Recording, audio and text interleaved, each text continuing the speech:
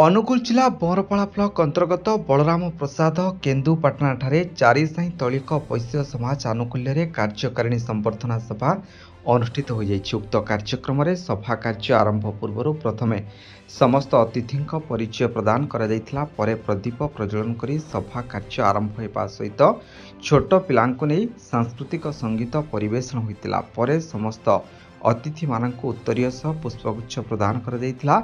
चारि समाजर सभापति संपादक निर्मल चंद्र साहू, रुद्र श्रीपति साहू समेत जोगदे सभा परिचालना करथिले। एही दिवसीय सभारे 20 समितिर उपदेष्टा तथा ढेंकानाल अनुगुल जिलार कार्यकारी सभापति निर्मल चंद्र साहू अध्यक्षतार सभा अनुष्ठित।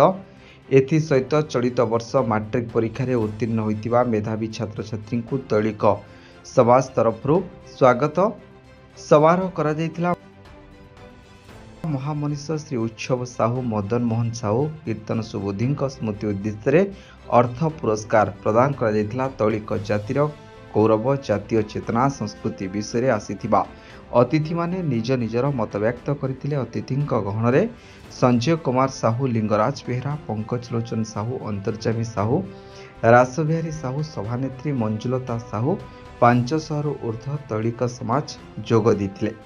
सभापति ढेंकानाल अनुगुल जिला समन्वय तैलिक वैश्य समाज ढेंकानाल अनुगुल ये सभार आयोजनटा करा जायछि एथिपे कि आम ढेंकानाल अनुगुल जिलार कार्यकारिणी बैठक हम एवं यही बैठक माध्यम रे आमर जातिर उन्नयनमूलक कार्यक्रम हम।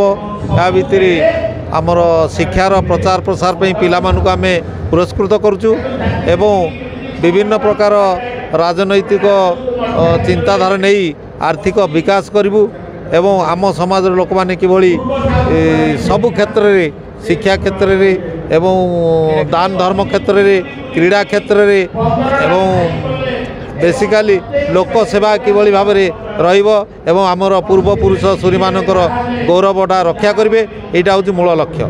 निर्मल चंद्र साहू, बलराम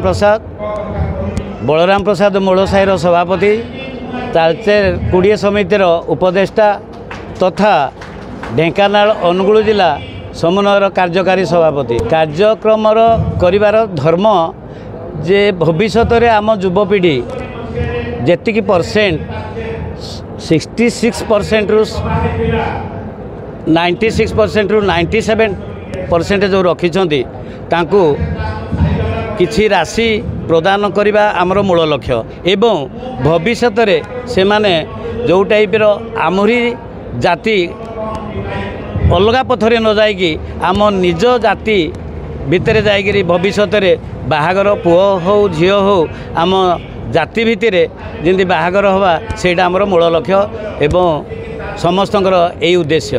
55 समितिर नारी सभापति मंजुलता साहू, बलराम प्रसाद सभानेत्री कार्यक्रम आमर जो पिला माने मेधावी छात्र 10th ढेंकानाल अनुगुल जिले में प्रथम होती, द्वितीय होती, तृतीय स्थान अधिकार करछंती। आमे एमानकु पुरस्कृत करिवु आम जाति तरफरु जेहेतु आमर एटा गोटे जातिर रही पिला माने केंदी आगो को भल पाठ पढ़ंतु किछि तांकु पुरस्कार करिले माने समस्त लोकलोचन रे जिंदी आसीबो समिति तरफरु।